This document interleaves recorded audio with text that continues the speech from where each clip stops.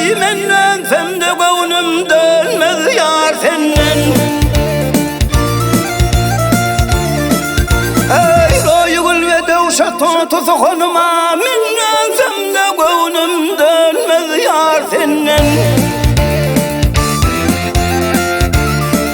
Ey bu yaktı zakanna sensin gereğim. Ey gönlüm hazina mardanım gencim yavre yar gencim. Ey maksadım muradım göğün güymencim menden femde gönlüm dönmez yar senden. Yar senden.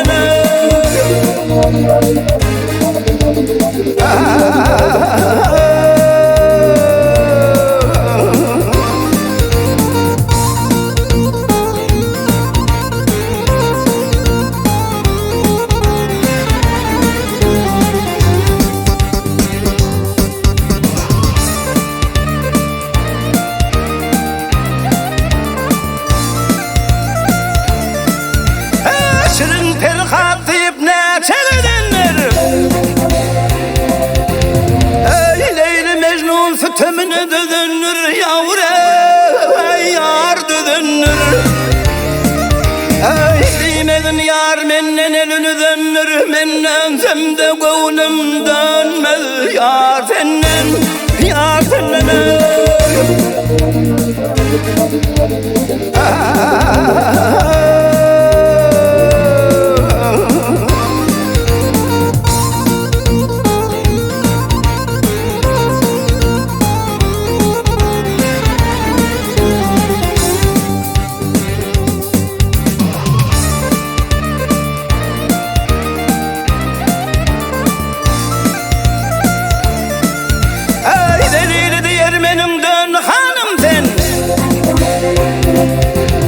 Cesedimizin senin zanım fena, ay zanım sen. Ey kıymağın gülmedim benim mehribanım sen. Menden femde gönlüm dönmez yar senden, yar senden.